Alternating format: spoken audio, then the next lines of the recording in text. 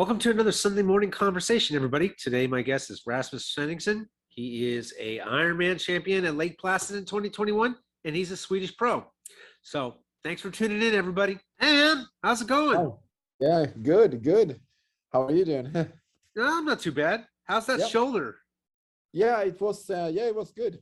I did the X-ray yesterday, and I mean it has been progressing quite well, I would say. But still the doctors wanted to check that it looked good in radiology wise as well, and it did. So that's it's probably just you can go almost like full throttle now with everything, so that's great. So when's the first race of the season for you then? It's going to be Ironman Frankfurt. Okay. Well, yeah, so it's like five and a half weeks away, which it's not too far, but I'm really eager to get the season started. So super. Hopefully, I mean, bike shape is really good because I've been riding a lot. That's what I've been able to do from like day one with the injury. Run shape, I think it's coming along pretty quickly, but the swim is still like a little bit affected by the injury. I'm not as flexible as I was before yet, but so we'll see. I mean, my swim times aren't great at the moment, but hopefully they will improve quite a bit come race day. So but I won't, it's quite I won't be in peak swim shape, but hopefully it can be a fun day anyway. Yeah, because I noticed from 2019 to 2021, other than the year in between, you made a huge jump and we're getting on podiums in Ironman events and winning one. Yeah, that's right. Yeah. How'd you make that happen? I mean, what's the secret? Obviously it's not going to work for me, but no, I think it's like hard work and dedication. I think I was still in school in 2019 and to finish my university studies, and I only had like 1 year left of my studies, so I wanted to finish that and then give triathlon a real an honest shot. So like by the start of 2020, then I started doing triathlon full time, and it's almost like I probably doubled my training volume. So I think that's probably the biggest sort of like secret. I trained a lot more and a lot better as well. So and I got a coach as well, starting like late 2019 and early 2020. So that was a huge difference, of course. But I would say it's probably it's as simple as training volume is probably the simplest explanation, and it's probably one of the, it answers most questions actually. Most of that, I would say. So your studies, they're not just a university. You're actually a doctor, aren't you? Yeah, that's right. Yeah. Well, are you just a general practitioner, or are you going back to specialize? What's your plan with that? Well, I finished medical school. So it's in Sweden, you finish medical school and then you do internship and then you do sort of fellowship. But instead of jumping on that career train, I decided to focus full time on triathlon. So I have never actually practiced medicine, but of course it's a great base to have, and I mean I think it's really great. You are able to navigate within sort of like the physiology in a really good way, which I believe has that's been really beneficial for me in many ways. And your doctor, and your dad, that was the guy in your shoulder video. That's your dad, right? He's a doctor too. What kind of doctor is he? Yeah, he's a neurologist. Oh, so he would know me better because I've seen quite a few. Oh, okay, yeah, okay, yeah, yeah. When I got hit by an SUV, I Yeah, got a wow. traumatic brain injury out of it. Okay, okay, wow. So how are you doing now? I'm not as fast as a triathlete as I used to be, but obviously, when you have a traumatic brain injury, you're never going to be the same person you were before. So No, I've kind of reinvented myself and figured yeah, out, what I'm going to be for the future. yeah, I was actually thinking about down the road going back to school for neuropsychology. Kind of takes one to know one. yeah, yeah. So thought I was going to do that because I can't be an architect anymore. I'm just Okay. I'm just too slow at the job. So Yeah, yeah. I mean, that can be really hard, with those traumatic brain injuries. Yeah, there is like a giant spectrum. Some, or like, yeah, it does, of course, depending on how the seriousness of the injury and a lot of factors. But yeah, it definitely, they can they can be they can be there for a long time. yeah, I found that I was one of those people who had they told me 4 to 6 months you'll be back to normal. Well, Yeah, I wasn't. It took yeah, longer. So yeah, yeah. Sure, sure. did you do medical school at the Karolinska Institute? Yes, yes, yeah. They're pretty famous. Yeah, yeah. It's Uh, not the only one there is in Sweden, right? no, it's not the only one. We do have like four, I think, places where you can study medicine in Sweden, four universities. But I mean, yeah, it's definitely, the most sort of like renowned university in Sweden. So, um, especially like medical university. So are you gonna like follow in your father's footsteps and one day after triathlon go to be a neurologist? No, I don't think so. I think that's no, that's not very likely. Then I think if I would, go back to the medical um to the medical career, I think, I'm gonna pursue something within sports medicine. Um So wait, it's not a foregone conclusion that you're gonna stay a doctor after triathlon's over. You're gonna what? Are you debating like getting into coaching and stuff? That's a lot of school and a lot of money to kind of yeah, abandon, man. yeah, yeah, I know it feels, quite, yeah, It's a it feels. beautiful mind to put to waste. Yeah, yeah, definitely. I mean, one can say that, but we'll see. I mean, I'm not the one that's thinking too much about what's going to happen after triathlon. I think now, at the moment, I'm 100% engaged in the triathlon, and we'll see what kind of what opportunities are left after this career. But I think, at the moment, my passion and true sort of like what I want to do like in my life, that's 100% triathlon. So I'm not thinking too much about what's going to happen later.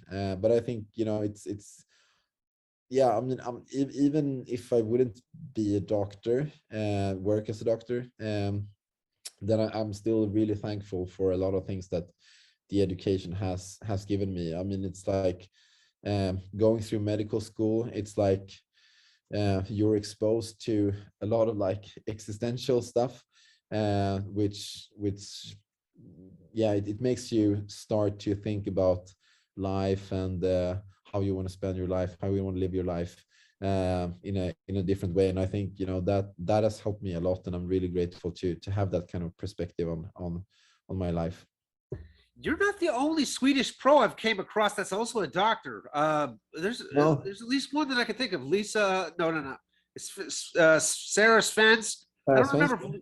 I don't remember if Lisa Norden is too. I can't remember. No, no, no, she's not. But Åsa Lundström. That's the Uh, one I'm thinking of. yeah, yeah, Yeah. yeah, yeah, yeah. But it was a while ago since she was active. I think now she's having her second child now. I think so. I think it's more and more like family life for her. Yeah. So I mean, you've got like what? You're only 29, right? If I read that right. Yeah, You've yeah, got at least 12 years plus that of a career that if you wanted to have one in yeah, triathlon. yeah, yeah, yeah. That's what I'm hoping for. You got people like Andy Potts that are like 45 plus, so you could be in this a while if you wanted to. Yeah, yeah, definitely. Yeah. So, I mean, I've seen just from your PTO records and everything that, you know, you'll travel wherever. Um, what's that like? You know, South Africa, Lake Yeah, Placid, Sweden, you know, yeah. how's that like for you? Oh, it's great. It's great. I mean, yeah, of course, it can be kind of taxing to travel a lot, and I think last year was maybe like a little bit too much travel. But I also think that I was I was so hungry to, because I went full time triathlon, like a full time athlete in 2020, and then nothing happened, sort of like due to COVID. So I was like really hungry to be able to race and prove myself out on the race course. So then I think I had like a huge hunger. So that's what I believe sort of like helped me to be able to do all those travel last year. And but definitely I think it's you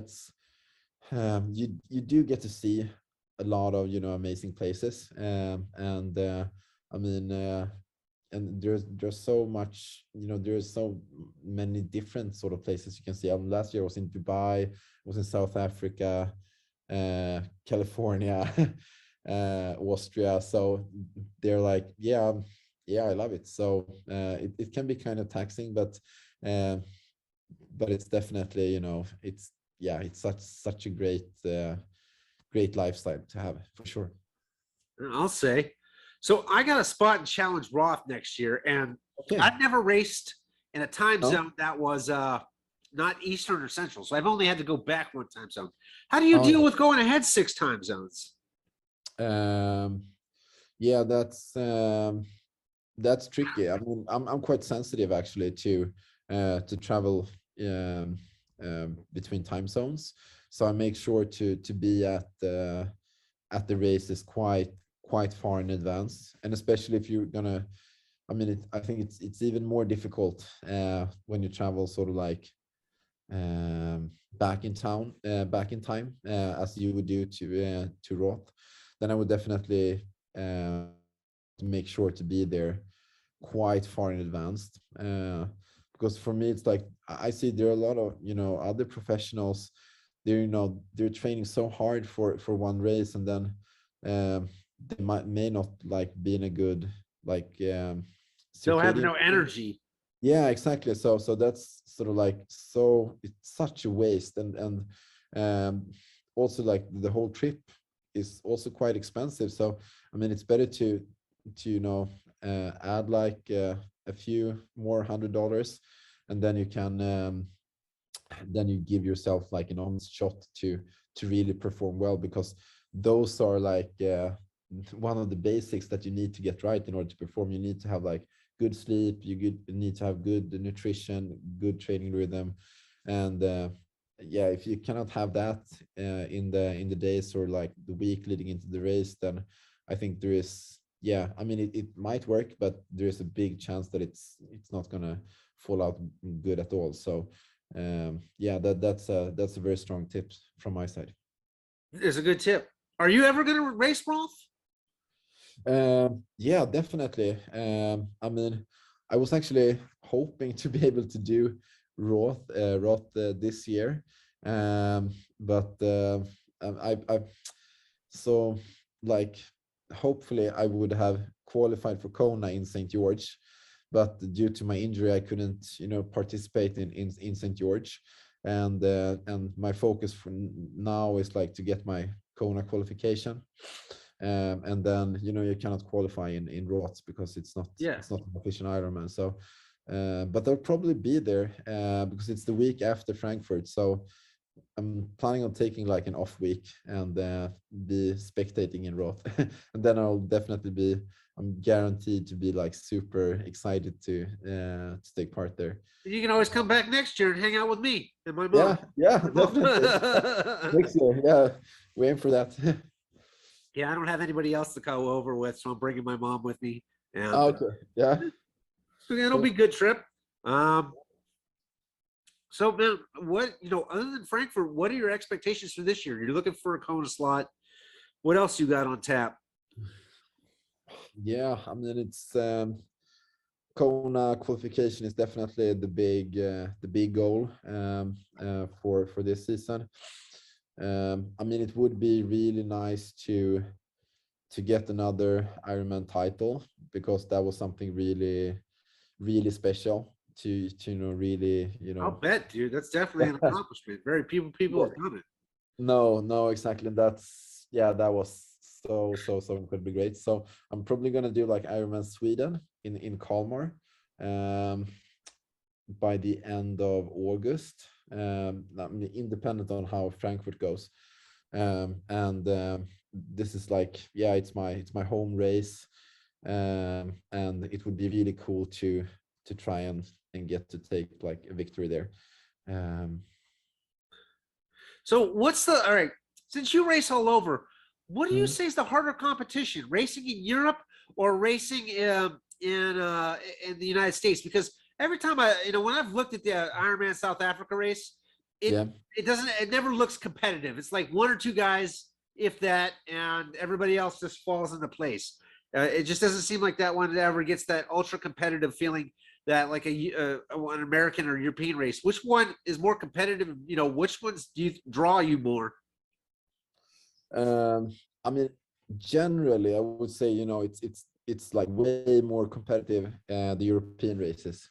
And I mean, you do have like a few like really great athletes in the United States, but in Europe, then yeah, we do have like the stars and the guys that everyone knows of in Europe as well.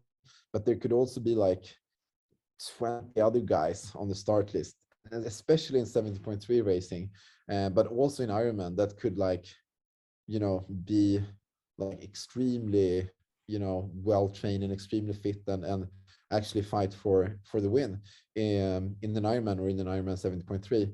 So um I would say like generally, I mean the level, especially sort of like the depth of the fields, are so much deeper in Europe compared to the United States. But of course, there are like a few races in the United States that are really, really competitive as well. Um, but uh, but like generally, I would say, yeah, it's definitely, I'm more nervous when I'm on a start line in a European races in a European race compared to like a US race. And I mean, South Africa, I mean, it's like traditionally it's been like a really competitive field there as well. And I think,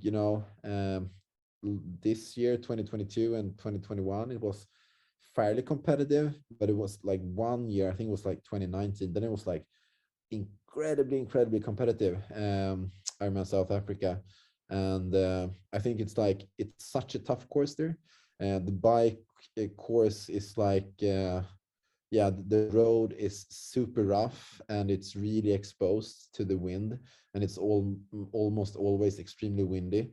So it's like, so it's a very honest race. So it's actually one of my favorite races, the Ironman South Africa, because it's just so brutal and so honest. And that's why you may look, it looks like maybe very much spread out, but I think that's only because it's so you don't gain too much of staying behind. And like even if you hold like 12 meters, it's not that advantageous as it is in like more more protected races. So I think that could be one of the reasons for what you have seen in yeah, there. So do you see yourself ever racing in Australia or like what you call it, down in South America, one of the two Ironmans down there? I haven't thought about those too much actually. I mean, I'm in New Zealand. I would definitely like to do that one day. Um, but Australia, I don't know. No, it's never really been. Maybe Ironman Cairns. That would be sort of like a bucket list race for sure. Um, but I think Ironman New Zealand would be like, yeah, that's one I'd definitely like to do one day. What else is on your bucket list? Um, yeah, I mean, there are like a bunch of European races that are really cool. So Frankfurt is actually one of those bucket list races. Ironman Switzerland as well. That was the first Ironman I ever did, Ironman Switzerland. So it would be nice to race there as a professional also. Yeah, Kona, obviously. And I mean, it would be nice to take part in a full distance event in St. George also one day, even if it won't be a world championship again. I think that looks to be like a really cool. It's a tough course. Sorry, yeah, it's a tough course. Exactly. Yeah, I like the tough courses. That's yeah, Ironman Canada also, Penticton would be really great to race. Lake Placid, your win, right? That is a fairly tough course. It's got one of the highest elevation gains for an Ironman.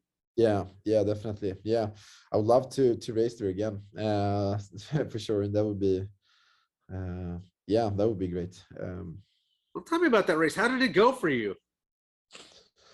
I think it went like, yeah, it went really well all day, I would say, in Lake Placid. I mean, I had a really good swim. I came down like, I had yeah, maybe 2 minutes up, and managed to close that gap fairly quickly to the front.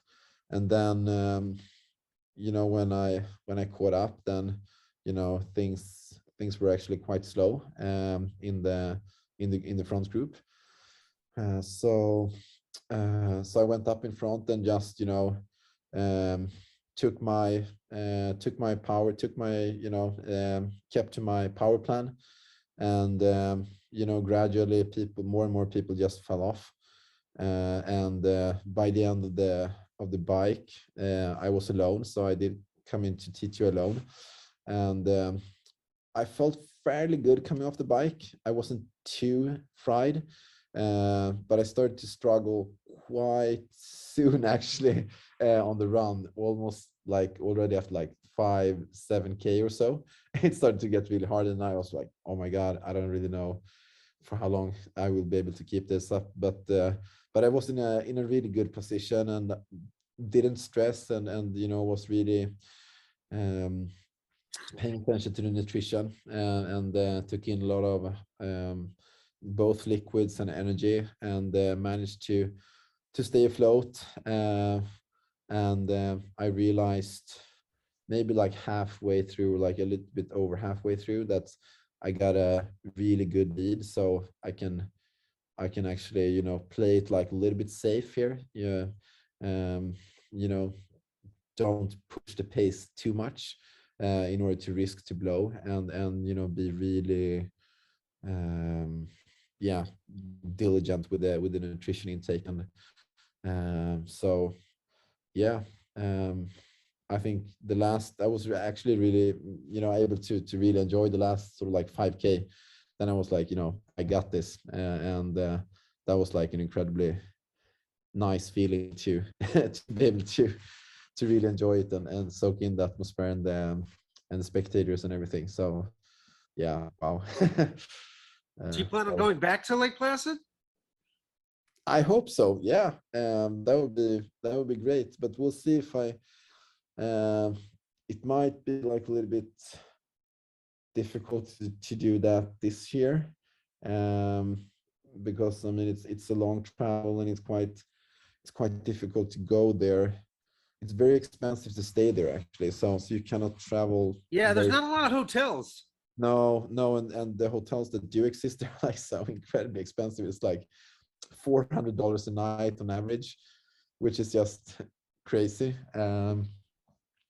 And yeah, so we'll see. But I'll definitely like to go back there someday for sure. So you're more of an Ironman guy than a 70.3 guy, from what I gather. Yeah, I mean, that's what I enjoy most. Sort of like, I do think that I could be quite competitive in 70.3, or I have done some, you know, good results when I, you know, focused on that. But I think Ironman is like it's sort of like what I'm burning most for. That's the challenge that I think is, it's the best and greatest challenge that you um yeah, I mean, it's a really complicated puzzle to be able to solve, both like physiologically, mentally, everything. It's such a difficult puzzle to solve. So um, I think it requires a lot of focus to be able to do that. And my passion is for the full distance. I mean, I think it's really fun to race 70.3, but no, that's Ironman is what makes me tick the most. So what's your training load like when you're fully healthy? And how many hours a week are you spending training? I think currently it's around 30 hours a week. So yeah, so I'm doing That's a quite a bit full-time of, job. yeah, definitely. Yeah, yeah, yeah, for sure.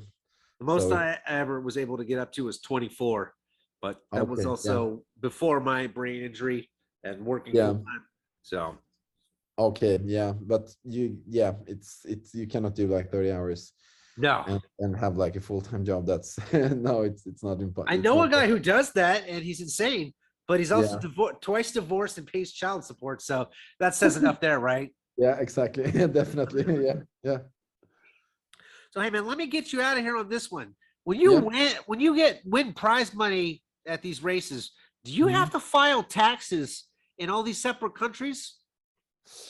Um, well, this is actually a good question. I mean, I do. I think Ironman, they're paying out from the United States, all the prize money.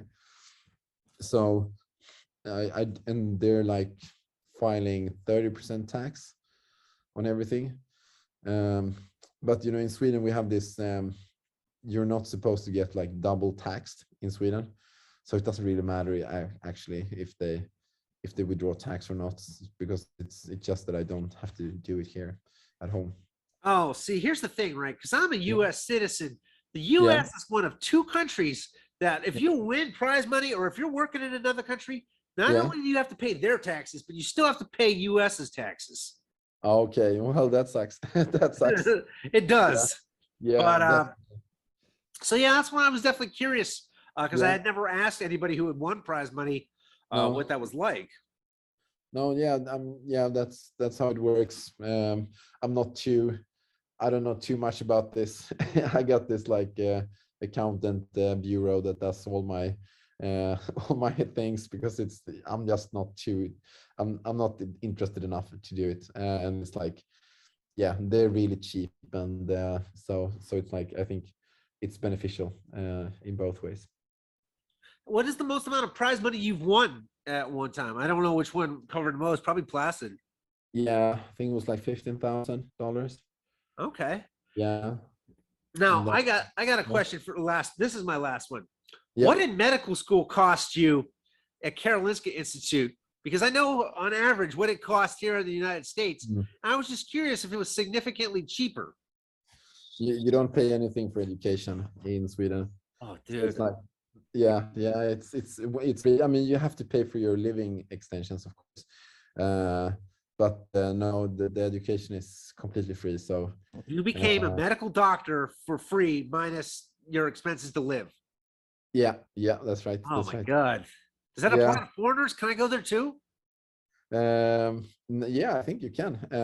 I mean, it's like a little bit technical, but it's definitely possible. And I think there was some guy, not in my class, but I mean, a few degrees, like, yeah, a few classes below or above, that was from United States. And he was like, that was his plan to avoid. Um, Because it's about $250,000 in debt for doctors down in here. yeah, yeah, I know. I do have a friend that's she's doing her residency at Stanford University, and she studied at Karolinska Institute. Um, and she took the oh, what's it called, like USMLE, um, and everything. And then she got her green card also. So so she got like because you earn like so much more money in the United States as a doctor than you do in Sweden. I mean, it's a well-paid job in Sweden, but it's like it's in the United States. It's very, very well paid. So she's gonna she's gonna get like really well paid, and she doesn't have any student debts. So that's I know how much I owe just for an architecture degree, and I wish I could have got it for free.